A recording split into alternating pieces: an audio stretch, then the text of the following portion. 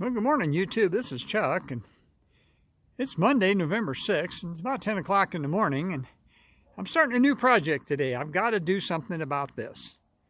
And it's been getting steadily worse, and I've been beating myself up over it. And I'm going to have to, we're getting ready for a trip in December, and so I got the ladders out. I'm standing on top of a ladder right now so I can show this to you, and I got to figure out a way to coat that somehow. Obviously, the Clearcoat went away, and it's going to take a lot of sanding. And one of the worst parts about that is it's just a hard place to get to. I can get part of it off the roof, and so I'll do that. But anyway, I'll take you along a little bit and tell you what I'm doing and how I'm doing it. But I got to sand that all down, get the rest of that Clearcoat off. Got to take all this graphics off of there, I guess. And I guess this whole front black part, this section here in the middle, that's all going to have to be recoated somehow. Now, I actually took a bunch of pictures of it, and I contacted a paint shop down in the Phoenix metro area that does RVs, and those guys, they're pretty proud of their work. They quoted me $2,400 just to clean all that up and paint it, and that's a little bit out of my price range. And so I actually went and I did the same thing at a place that does automotive bed liner, pickup bed liner coating. And they were intrigued about doing it, and they wanted to do it, but even just to do that part, they wanted $700. And so I'm going to try to do a little bit of something. I've been doing some research on YouTube about tractor paint that people have been getting from Tractor Supply, made by Rust-Oleum. And I'm going to look into that. I'm going to look into maybe even rolling that, because it's my trailer's not new anymore, so it's not going to be a showpiece. And so that's my new project, and I'll take you along and tell you what I'm doing. So this will be just the first little segment of it. Back in a little bit. Well, the first thing to do is get the dirt off of it. So I got the hose up here and my brush, and we'll try to clean that. I'm going to pressure wash it, but I got to charge up the battery on the pressure washer first. It didn't want to start. So that's where I'm at. Okay, the next step after it dries is to scrape up as much of this loose stuff as I can. I'm using a plastic putty knife for that. And ladders didn't work real well, so I got the old truck here and I'm standing on top of it. And we'll see how much I can make that work. So we're still working on it. This is going to take a while. I don't know how well it shows up here. You can see the top of the trailer. But the reason why that Clearcoat failed, if you look there, you can see that all the little cracks in the black, the gel coat cracked. And of course that let moisture get in between the gel coat and the Clearcoat. Now I've been sanding on that with 1000 grit wet or dry, wet sanding it. And I don't think that's quite aggressive enough. I think I'm going to have to get something a little more aggressive, maybe like a 400 grit. I'm going to go look and see if I got some of that. Well, I didn't find any 400 grit, but I did find some 600 grit wet or dry. So I'm going to try that and see how that goes. All right, I got my truck in place so I can stand on it. And it already looks a little better up there where I worked on it. It's still got a lot of work to do before I start putting any paint on it. And I still got to get that graphics off of there. I was going to use a heat gun to try to soften that up, and I realized I'm facing the southwest, and I can wait till a little bit later this afternoon when the sun's beating on that, and that'll probably heat it up just fine. So we'll try that. So right now, my shoulder's already sore from sanding. I'm going to go ahead and take a break, and I'll be back in a little while this afternoon. Well, I'm back, and it's actually the next day, and I'm up on the roof trying to get this part I couldn't reach from the bottom. You can see over here where I sanded on it yesterday, and I did some good down there, but it's going to be quite a bit of scraping and sanding, so I'm going to get to doing this up here. So, nothing really to show you. You certainly don't want to be sitting here looking at me sanding until my shoulders get sore. So, I'm just going to go ahead and I'll close out this segment here, and I'll pick it up again when I got something better to show you. So, here we are.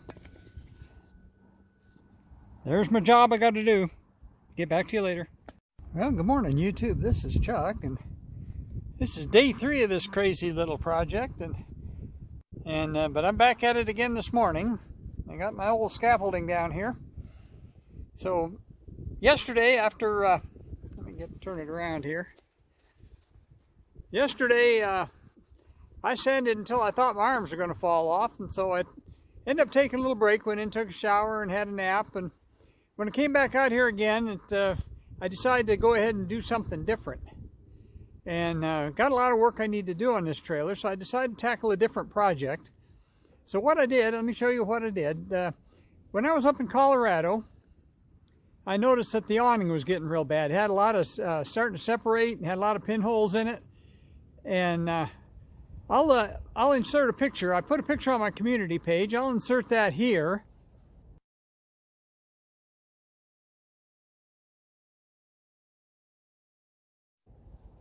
And show you what that looked like. But what I really needed to do, I need to replace that awning. But I've got some a little bit higher financial priorities right now, so I was looking for a way that I could maybe prolong the life of it a little bit. So let me show you here what I did. In order to do that, I need to turn the camera back around. Well, right along in here is where the awning is failing, as you can see from the picture I put in there. So what I decided to try to do to prolong the life of it just a little bit longer, being a cheapskate like I am, and I need to step down one step on this ladder so I don't fall, is I decided to see if I can figure out a way to seal that off. And I had a roll of this Gorilla Tape I've had for quite a while.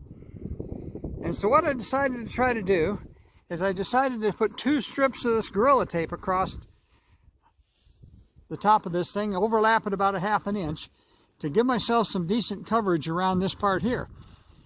Now, what's wrong with the awning is just very simply, my trailer is it's a 2017 model. We bought it in late 2016, and it's never sat under a cover a day in its life. And so basically, you know, we live in Arizona, and that Arizona sun just gets to stuff after a while. And so that's basically what happened to it. So I tried to prolong the life of it a little bit. I tried a little bit of a redneck solution, and then I put those two rows of the tape, one here and one here, and put it all the way down the side of that. And we'll see how that works out. I'll let you know. But while I'm showing you stuff here, I got to tell you another little silly story about this awning, and that's when we first got the trailer, the water would leak. It'd drip on you from when the awning was out, when it was raining. So I took it back to the dealer, and the techs at the dealer, in their alternate wisdom, went ahead and run a bead of silicone all the way down the whole length of this thing to try to seal that up where that awning meets the track. Well, it turned out that wasn't the problem. And when we were at one of the rallies, the Grand Design techs took a look at that because we were having a problem with that awning not rolling up right. And they took a look at it, and they said that those other techs at the dealership were idiots, because this has to have a little bit of flex, because this awning will expand and contract a little bit with temperature change. And so it has to be able to move back and forth on that track a little bit. So when you seal it with silicone, of course, it won't do that. So we've had problems with that awning the whole time, but of course this trailer is not new anymore. As I said, we bought it in late 2016, so it's, it's 7 years old now. That unrelenting Arizona sun has destroyed this awning, so we're going to have to replace it one of these days, but it's going to be a real chore even getting it off of there with all that silicone that was put on there, and I'm certainly not looking forward to tackling that. I'll probably have to have somebody do that.